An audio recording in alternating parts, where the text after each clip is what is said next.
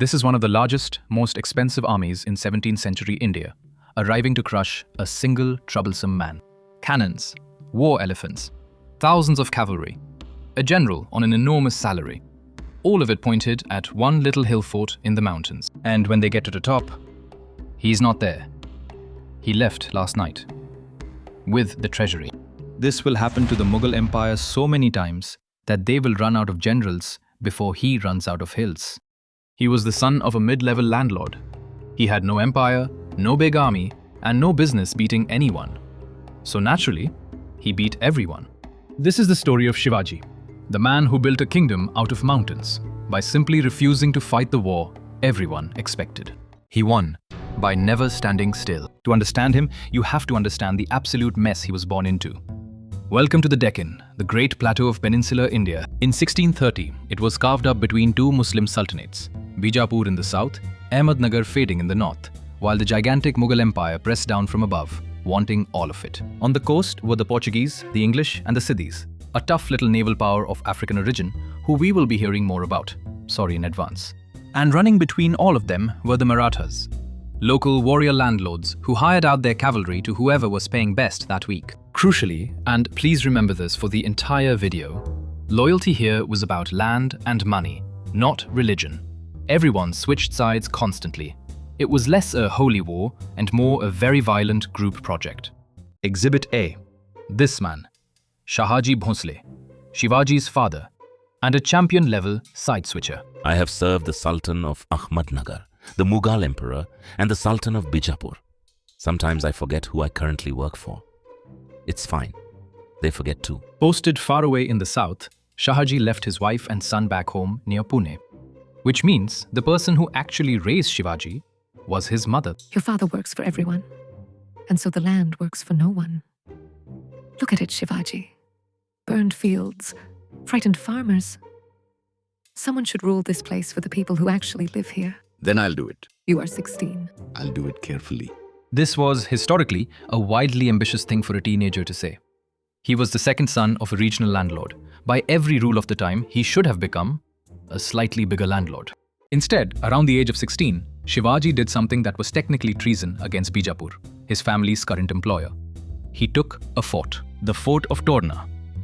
He just walked up and took it. Then he used its treasury to build another fort. This is the entire Shivaji business model, by the way. Forts paying for forts. His secret weapon wasn't cavalry. It was these guys, the Mavalas. Hardy infantry from the western mountain valleys who could run up a vertical cliff while you were still deciding whether it was a cliff. We know every goat track in these hills, Raja. The big armies need roads. We don't. Good. Because we are never going to meet a big army the way it wants to be met. And that line is the whole genius. Shivaji looked at the giant conventional armies of the age and decided, I will simply not play that game. The method even has a name. Ganimi Kava.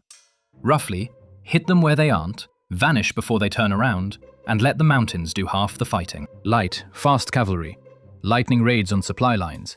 Attack at night, melt into the hills by dawn. Never, ever stand and slug it out with someone bigger. To be fair, he didn't invent guerrilla war. The Deccan had done irregular fighting for centuries, but nobody had ever turned it into an entire state, glued together by a web of mountain forts. Fort by fort, valley by valley, a chunk of the Deccan quietly stopped belonging to Bijapur, which is the kind of thing a sultan eventually notices. Over in Bijapur, the court was getting reports about a young man collecting forts like other people collect grudges. A landlord's boy, in the hills, taking my forts, sent someone enormous to step on him. I will bring him back in a cage. I have crushed bigger men than this hill mouse. He will not even fight me properly. These mountain types never do. This is Afzal Khan, a genuinely formidable Bijapuri general. Big, experienced, and supremely confident.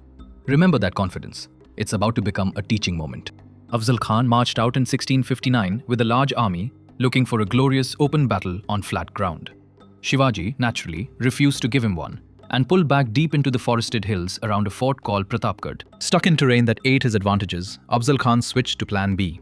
He proposed a friendly face-to-face meeting. Just the two leaders, a few guards.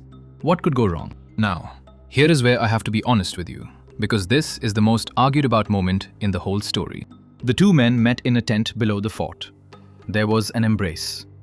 And then it became extremely violent, extremely fast. The Maratha sources say Afzal Khan struck first with a hidden dagger, and that Shivaji, expecting exactly that, was wearing armor under his clothes and a set of concealed iron tiger claws on his hand. The Mughal and Bijapuri sources say, more or less, that Shivaji struck first.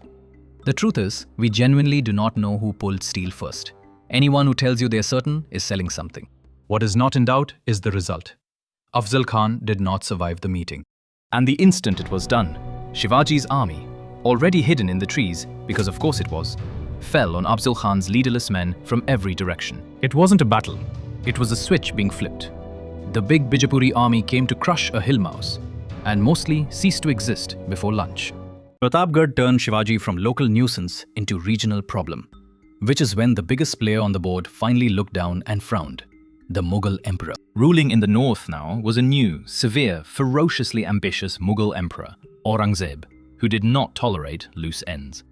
He sent his own uncle, the viceroy Shaista Khan, south with a vast army. Shaista Khan rode into Pune and, as a power move, moved into the Lal Mahal, the very house where Shivaji had grown up. He put his feet up in his enemy's childhood home. Comfortable little house this. I think I'll keep it. Tell the boy in the hills that his old bedroom sends its regards. That was a mistake. On a night in 1663, a small group slipped into the occupied city, by tradition mixed in with the wedding party so nobody looked twice, led by Shivaji himself. They walked into the most heavily guarded house in Pune and attacked the Mughal viceroy in his own bedroom, in the pitch dark. Shaista Khan survived only by diving out of a window. The popular story says Shivaji's blade caught his hand and took off some fingers. That detail we can't fully confirm, but the humiliation we absolutely can. The emperor's own uncle, chased out of a window in his nightclothes by the man he was sent to crush. Aurangzeb was so embarrassed that he exiled Shaista Khan to far-off Bengal and reportedly refused to even see him on the way out. Shivaji's next move was even cheekier. He didn't attack the Mughal army, he attacked the Mughal wallet, and in 1664 rode straight for Surat, the richest port in the empire. For several days, Shivaji's men systematically relieved Surat's merchants of an enormous fortune in gold, silver, and jewels. The governor's brilliant defensive strategy was to lock himself in the castle and wait for it to be over. But one group flatly refused to be looted.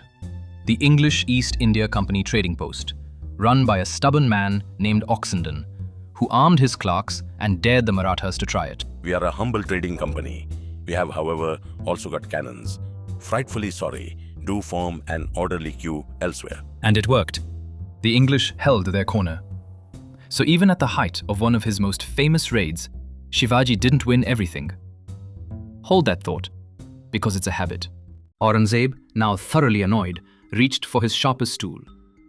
And here's the detail that ruins the lazy Hindu versus Muslim version of this story. The general the Muslim emperor sent to crush the Hindu king was a Hindu. Mirza Raja Jai Singh, a Rajput, one of the finest commanders in the entire Mughal Empire. And Jai Singh was a professional. He didn't chase Shivaji around the mountains. He calmly started taking the forts, one by one, choking the kingdom fort by fort. It worked. In 1665, for the first and only time, Shivaji was genuinely cornered. And he did the smart thing instead of the heroic thing. He went to negotiate. You fight well, but forts fall and yours are falling. Sign. Give up most of your forts. Become a vassal of the emperor, and send your son to serve in the Mughal army. Live to be clever another day. You are the only one they've sent who actually understands me. That is why I'm winning. By the Treaty of Purandar, Shivaji handed over 23 of his 35 forts and agreed to send his young son, Sambhaji, into Mughal service. It looked like the end. It was actually the setup for the most famous escape in Indian history. As part of the deal, in 1666, Shivaji travelled all the way north to Aurangzeb's court at Agra, expecting to be honoured as a king who had agreed to cooperate. Instead, Aurangzeb had him placed in the back rows of the court, standing among minor nobles, the 17th century equivalent of being seated near the toilets at someone else's wedding. I gave up 23 forts, and you have stood me behind your junior clerks, in front of everyone? You will stand where you are placed. Shivaji did something nobody did to Aurangzeb. He made a furious scene in open court and walked out. So Aurangzeb put him under house arrest, with guards everywhere, planning to quietly deal with him later. Trapped in the enemy capital, hundreds of miles from home, Shivaji did the only sensible thing.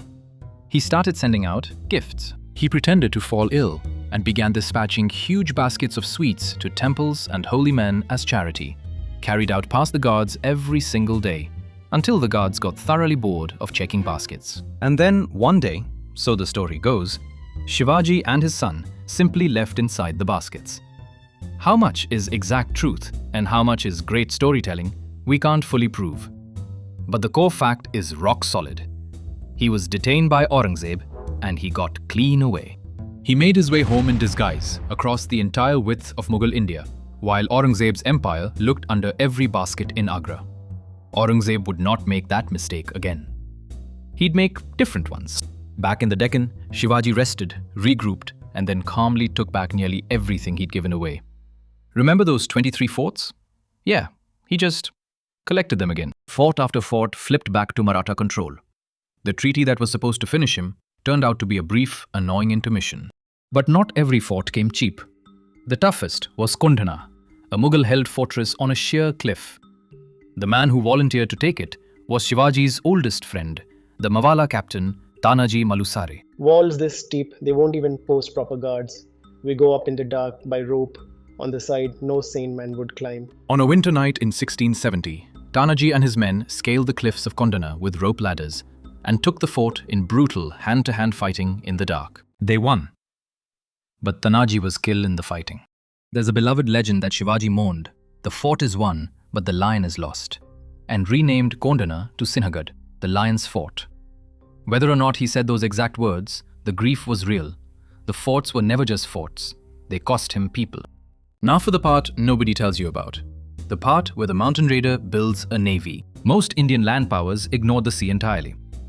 Shivaji looked at his long coastline and thought, that is a giant open door. And right now, anyone can walk through it. So he built warships, hiring Portuguese trained shipwrights to do it. Right up until the Portuguese government realized what they were helping build and ordered their men to down tools. Shivaji shrugged and trained local builders instead. He built sea forts rising straight out of the waves, like Sindhudurg. People love to call him the father of the Indian Navy. That's a bit generous, but he absolutely saw the sea coming when almost nobody else did. And his main naval enemy is one of the great underdog details of this whole story, the Siddhis of Janjira, a small, fierce dynasty of African origin holding an island fortress just off his coast. Take all the coast you like, Raja. The island is ours. It has always been ours. Bring your new little boats whenever you're ready. And here's the honest ending to that fight. Shivaji attacked Janjira again and again and again, and never took it. The great Shivaji had a nemesis the size of a small island, and the island won. Which brings us to the thing he was actually best at, and it is gloriously unglamorous. While the warrior gets the statues, the administrator won the war. Most conquerors of the age ran on plunder. Raid, grab, leave. Shivaji built a government. He set up a council of 8 ministers, each with a clear job, like a startup that somehow has a functioning HR department. His tax officials measured farmland with a fixed measuring rod, instead of the old, stretchy rope, because the old rope mysteriously got longer at harvest time, when the taxman wanted a bigger share. He took a set share of the harvest, banned his own soldiers from looting Maratha villages and, by tradition, ordered that mosques, holy books, and captured women be treated with respect. Some of those stories are hard to verify, but the reputation was earned, and it was the opposite of his enemies' propaganda. Picture it. While emperors burnt the countryside, this man was out here inventing the honest tax receipt. It is the least cinematic superpower imaginable. It is also exactly why his kingdom didn't collapse the moment he turned his back. By 1674, Shivaji controlled a real kingdom, with a real army, a real navy, and real paperwork. There was just one awkward problem. Technically, he wasn't a king. He'd been ruling for years, but he had no crown, no royal title, and to the Orthodox priests, a man from a landlord family had no right to be crowned a proper Hindu king at all. That honor was reserved for the old warrior caste. So Shivaji did what any self-made man does when the gatekeepers say no. He found a more senior gatekeeper. He brought in the most respected scholar in the land, Gaga Bhatt, all the way from Benares, who studied the matter deeply and announced that Shivaji descended from an ancient and impeccably royal warrior line. water relief for everyone. After exhaustive research, I can confirm a noble and ancient lineage. The fee for this research was, I will admit, also noble and ancient. Most historians today think that royal genealogy was, let's say, helpfully constructed for the occasion. But it did the job. In June 1674, at his fort capital of Raigad, Shivaji was crowned Chhatrapati, sovereign king. The point wasn't the fancy title. The point was the declaration underneath it. I am not anyone's vassal. Not Bijapur's, not the Mughals. This land has its own king now. And then, in the middle of his greatest triumph, history reminds us this is a real human story. Just days after the coronation, the woman who started it all, his mother, Jijabai, died. She had told a 16-year-old that someone should rule this land for its people. She lived just long enough to watch that boy crowned a king, and then she was gone. Her death, on top of mutterings that the first ceremony's stars had been wrong, was read as a bad omen. So a few months later, they held a second, quieter coronation to set things right. He'd fought 2 empires. You don't argue with the stars. In his final years, Shivaji turned south on a long campaign deep into the Karnataka country, partly to expand, partly to sort out an inheritance dispute with his own half-brother, Venkoji. He took rich southern territory and stretched his kingdom further than ever. The landlord's son, who should have stayed a landlord, now ran a state spanning a huge sweep of western and southern India. And then, in 1680, at his fort of Raigad, Shivaji fell ill with a fever and died. He was around 50 years old. There were the usual whispers of poison. There always are when a powerful man dies. But the honest answer is that he most likely died of illness, the way most people did. He left behind a sovereign kingdom, the Swarajya, the self-rule, carved out of mountains in the teeth of the 2 greatest empires of the age. He also, unfortunately, left behind 2 sons who did not get along at all. So what do you actually do with a man like this?